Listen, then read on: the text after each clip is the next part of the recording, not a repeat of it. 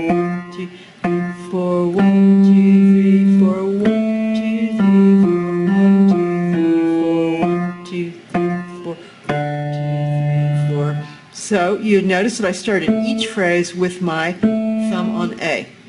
All right, I'm going to try that with the audio file. 4, 1, 2, ready, go.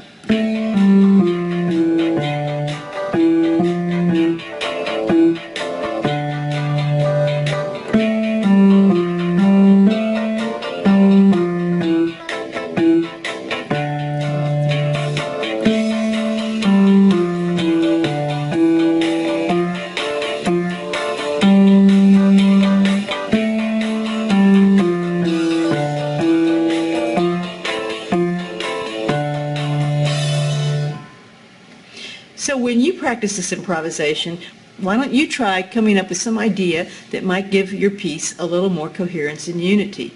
If you would like to borrow my ideas, feel free to do that, or come up with your own.